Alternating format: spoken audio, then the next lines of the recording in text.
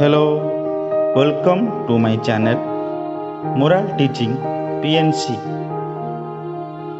আজি ଆମେ ethics and ଭ୍ୟାଲୁଜର semester 1ର ଏଇ ଯେଉଁ ମଡ୍ୟୁଲର ପୁରା ସାରାଂଶ ପୁରା ସମରି କହିବା ଆଲୋଚନା କରିବା।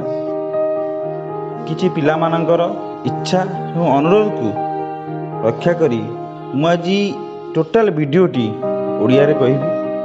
ତ ଆସନ୍ତୁ ଆରମ୍ଭ କରିବା। Summary of ethics and values semester 1। Semester 1ରେ ପଢ଼ାଯାଇଥିବା ଏଥିକ୍ସ ଆଣ୍ଡ ଭ୍ୟାଲୁର ପୁରା ସାରାଂଶ। ଯଦି ଆପଣମାନେ ଚ୍ୟାନେଲକୁ ସବସ୍କ୍ରାଇବ୍ କରିନାହାନ୍ତି ତାହେଲେ ତଳେ ଡାହାଣ ପଟେ ଥିବା ସବସ୍କ୍ରାଇବ୍ ବଟନକୁ ଚିପି ଦିଅନ୍ତୁ, ଯାହାଫଳରେ କି ଆଗକୁ ଅପଲୋଡ଼ ହେବାକୁ ଥିବା ନୂଆ ନୂଆ ଭିଡ଼ିଓ ବିଷୟରେ ଆପଣମାନେ ଜାଣିପାରିବେ। ଏବଂ ଏହି ଭିଡ଼ିଓଟି ତୁମମାନଙ୍କ ପାଇଁ ଉପଯୋଗୀ ହେଲେ ଏହାକୁ ତୁମର ସାଙ୍ଗମାନଙ୍କ ସହିତ ସେୟାର କରନ୍ତୁ ଏବଂ ଭିଡ଼ିଓଟିକୁ ଲାଇକ୍ କରନ୍ତୁ। ଆସନ୍ତୁ ଆରମ୍ଭ କରିବା ଆଜିର ଭିଡ଼ିଓ। ଆମ ସମାଜ ବିଭିନ୍ନ ପ୍ରକାର ଲିଙ୍ଗଗତ ବୈଷମ୍ୟତାକୁ ନେଇ ଗଠିତ। ପ୍ରତ୍ୟେକ ଲିଙ୍ଗ ଜାତି ସମାଜର ବିକାଶ ପାଇଁ ସମାନ ଭାବରେ ଯୋଗଦାନ ଦେଇଥାନ୍ତି। ସମାଜର ବିକାଶରେ ପ୍ରତ୍ୟେକଟି ଲିଙ୍ଗ ଜାତି ସମ ରୂପେ ଭାଗିଦାରୀ। କଥାରେ ଅଛି, ନାରୀ ଓ ପୁରୁଷ ଏକ ମୁଦ୍ରାର ଦୁଇ ପାର୍ଶ୍ୱ ଭଳି ଏବଂ ସଂସାର ରଥର ଦୁଇ ଚକ ସଦୃଶ। ଯେକୌଣସି ଜଣକୁ ବାଦ ଦେଇ ସମାଜର କୌଣସି କାର୍ଯ୍ୟ ସୁଚାରୁ ରୂପେ ହୋଇପାରିବ ନାହିଁ। ତେଣୁ ସମାଜରେ ସମସ୍ତ ଅଧିକାର ଓ ସୁବିଧା ସୁଯୋଗ ପାଇବା ପାଇଁ ପ୍ରତ୍ୟେକ ଲିଙ୍ଗ ଜାତି ସମାନ ଭାବରେ ହକଦାର। ଏକ ସମାଜର ମାନବ ବିକାଶ, ଅର୍ଥନୈତିକ ବିକାଶ ଓ ସାମଗ୍ରିକ ବିକାଶ ପାଇଁ ଲିଙ୍ଗଗତ ସମାନତା ଏକ ପ୍ରାଥମିକ ଆବଶ୍ୟକତା। ବିକାଶର ମୌଳିକ ନିୟମ ହେଉଛି ସମାଜରେ ସମାନ ସୁବିଧା ପାଇବା ପାଇଁ କେହି ଜଣେ ବି ବଞ୍ଚିତ ହେବେ ନାହିଁ। ପୁରୁଷ, ନାରୀ ଏବଂ ତୃତୀୟ ଲିଙ୍ଗ ସମସ୍ତେ ସୁବିଧା ପାଇବାର ହକଦାର। ନାରୀ ଓ ପୁରୁଷ ମଧ୍ୟରେ ସାମାଜିକ ବିଭିନ୍ନତା ପାଇଁ କିଛି କ୍ଷେତ୍ରରେ ଜୈବିକ ବିଭିନ୍ନତା ଦାୟୀ। ଆମ ସମାଜରେ ନାରୀମାନଙ୍କୁ ପୁରୁଷ ତୁଳନାରେ ହୀନ ମନେ କରାଯାଇଥାଏ। ଏପରିକି ନାରୀମାନେ ସେମାନଙ୍କ ମୌଳିକ ଅଧିକାରରୁ ବଞ୍ଚିତ ହେଉଛନ୍ତି। ସେମାନଙ୍କର ଭୂମିକାକୁ ଗୁରୁତ୍ୱ ଦିଆଯାଉ ନାହିଁ। କିନ୍ତୁ ବାସ୍ତବ କଥାଟି ହେଉଛି, ନାରୀମାନେ ହେଉଛନ୍ତି ଈଶ୍ୱରଙ୍କ ଏକ ସ୍ୱତନ୍ତ୍ର ଏବଂ ଅଦ୍ୱିତୀୟ ସୃଷ୍ଟି। ନାରୀ ସମାଜର ଏକ ଅବିଚ୍ଛେଦ୍ୟ ଅଙ୍ଗ। ସେମାନଙ୍କର ଯୋଗଦାନ ଏ ସମାଜ ପାଇଁ ଅନିବାର୍ଯ୍ୟ। ତେଣୁ ଜୈବିକ ବିଭିନ୍ନତାକୁ ସମ୍ମାନ ଦେଇ ନାରୀ ଓ ପୁରୁଷ ମଧ୍ୟରେ ଥିବା ସାମାଜିକ ବୈଷମ୍ୟତାକୁ ଦୂରେଇ ଦେବା ଉଚିତ। ଲିଙ୍ଗରେ ଭେଦଭାବ ନ କରି ଜନ୍ମ ହେଉଥିବା ଶିଶୁଟିକୁ ଆନନ୍ଦରେ ଗ୍ରହଣ କରିବା ଉଚିତ।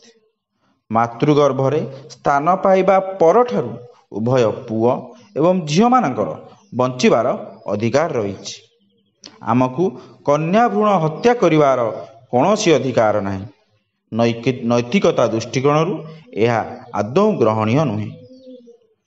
ସମାଜର ଶିକ୍ଷିତ ସଦସ୍ୟ ରୂପେ ଆମର କର୍ତ୍ତବ୍ୟ ହେଉଛି ଯେଉଁଠି ବି ଲିଙ୍ଗଗତ ପ୍ରଭେଦ କରାଯାଉଥିବାର ଦେଖିବା ତାକୁ ପ୍ରତିରୋଧ କରିବା। ଉଭୟ ପୁଅ ଓ ଝିଅ କିପରି ବିଭିନ୍ନ କ୍ଷେତ୍ରରେ ଯେପରିକି ଶିକ୍ଷା, ସ୍ୱାସ୍ଥ୍ୟ, ପୋଷଣ ଇତ୍ୟାଦି ସମାନ ଅଧିକାର ପାଇବେ ସେଥିପ୍ରତି ଚେଷ୍ଟିତ ହେବା। ବୟୋଜ୍ୟେଷ୍ଠ ଲୋକମାନଙ୍କ ପାଇଁ ଅଧିକ ଯତ୍ନବାନ ହେବା, ସେବା କରିବା। ବିଶେଷତଃ ଏକ ପରିବାରକୁ ଗଢ଼ି ତୋଳିବାରେ ଜେଜେବାପା ଓ ଜେଜେମାମାନଙ୍କର ଭୂମିକା ଅତ୍ୟନ୍ତ ଗୁରୁତ୍ୱପୂର୍ଣ୍ଣ। ତେଣୁ ସେମାନେ ଯଥେଷ୍ଟ ଯତ୍ନ, ସମ୍ମାନ ଏବଂ ଭଲ ପାଇବାର ଯୋଗ୍ୟ। ବିଧବା ଏକ ନାରୀ ଜୀବନର ସାମାଜିକ ଅବସ୍ଥା। ଯେଉଁ ନାରୀମାନଙ୍କର ସ୍ୱାମୀ ପ୍ରଥମେ ମୃତ୍ୟୁବରଣ କରିଥାନ୍ତି ସେମାନଙ୍କୁ ଆମ ସମାଜରେ ବିଧବା ବୋଲି କୁହାଯାଏ। ସ୍ୱାମୀ ମୃତ୍ୟୁ ପରେ ନାରୀଟିଏ ଏହି ସମାଜରେ ବହୁତ ନିନ୍ଦା ଅପବାଦର ସମ୍ମୁଖୀନ ହୋଇଥାଏ। ତେଣୁ ସେମାନଙ୍କୁ କରୁଣା, ଅନୁକମ୍ପା, ଯତ୍ନ, ସହାନୁଭୂତି ଓ ସମାନଭୂତିର ଆବଶ୍ୟକତା ରହିଛି। ସମାଜର ସଦସ୍ୟ ହିସାବରେ ଏହି ଦିଗ ପ୍ରତି ଧ୍ୟାନ ଦେବା ଆବଶ୍ୟକ। ଆମେ ସମସ୍ତେ ମାଙ୍କର ନିଃସ୍ୱାର୍ଥପର ଓ କ୍ଳାନ୍ତିହୀନ କାର୍ଯ୍ୟକୁ ଚିହ୍ନି ତାଙ୍କୁ ସମ୍ମାନ ଦେବା ଉଚିତ। କାରଣ ମାଙ୍କ ପାଇଁ ପରିବାରର ଅନ୍ୟ ସଦସ୍ୟମାନେ ଆରାମଦାୟକ ଜୀବନ ବିତେଇଥାନ୍ତି। ଉଭୟ ନାରୀ ଓ ପୁରୁଷ ଉତ୍ପାଦନକ୍ଷମ। ସାମର୍ଥ୍ୟକୁ ନେଇ ନାରୀ ଓ ପୁରୁଷ ମଧ୍ୟରେ ବିଶେଷ କିଛି ପାର୍ଥକ୍ୟ ନାହିଁ।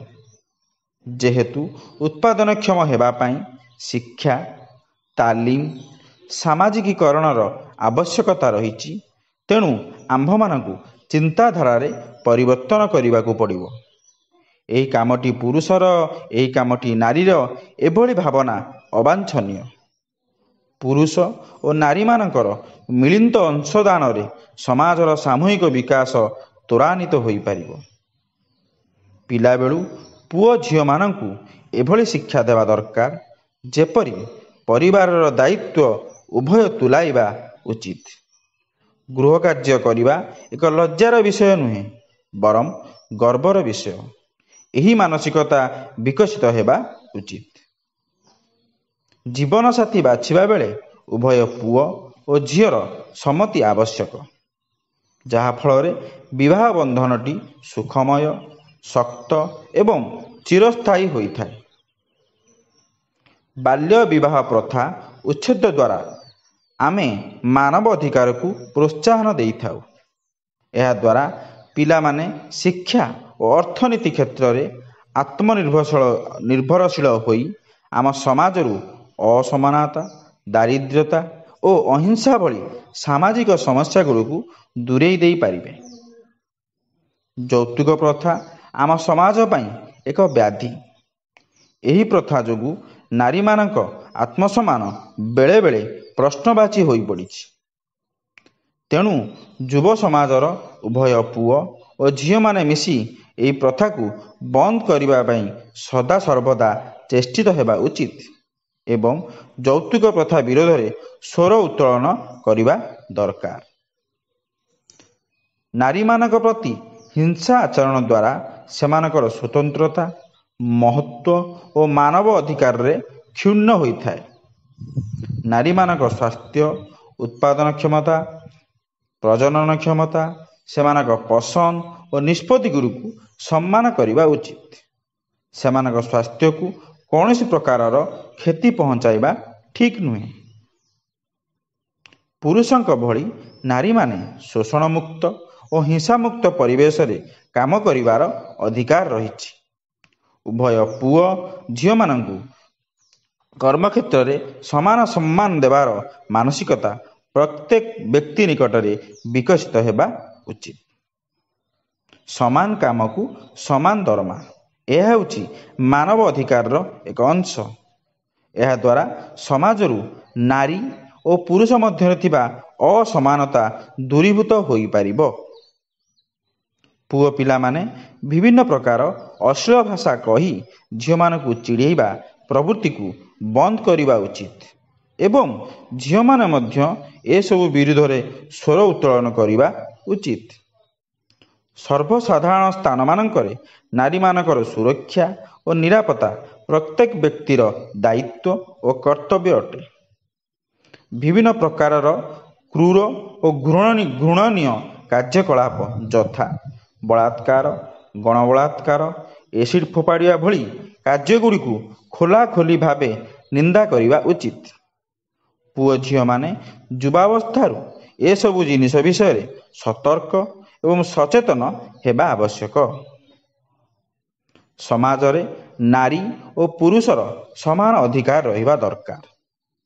ସାମାଜିକୀକରଣ ପ୍ରକ୍ରିୟା ମାଧ୍ୟମରେ ପୁଅ ଓ ଝିଅମାନଙ୍କୁ ସହନଶୀଳତା, ସମ୍ମାନବୋଧ ବିଷୟରେ ଜଣାଇବା ନିହାତି ଆବଶ୍ୟକ, ଯାହାକି ନାରୀ ହିଂସାମୁକ୍ତ ଦେଶ ଗଢ଼ିବାରେ ସହାୟକ ହୋଇପାରିବ।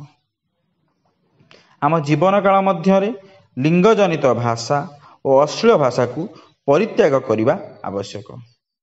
ସେଥିପାଇଁ ସାମାଜିକୀକରଣ ପ୍ରକ୍ରିୟାରେ ଭାଷା ଶୁଦ୍ଧିକରଣ ଉପରେ ଗୁରୁତ୍ୱ ଦେବା ଉଚିତ। ପରିବାରର ସମ୍ପତ୍ତିରେ ଉଭୟ ପୁଅ ଓ ଝିଅମାନଙ୍କର ସମାନ ଅଧିକାର ରହିଛି। ତେଣୁ ସେମାନେ ସେ ସମ୍ପତ୍ତି ଉପରେ ଅଧିକାର ସାବ୍ୟସ୍ତ କରିପାରିବେ ଏବଂ ତାହାକୁ ବ୍ୟବହାର ମଧ୍ୟ କରିପାରିବେ।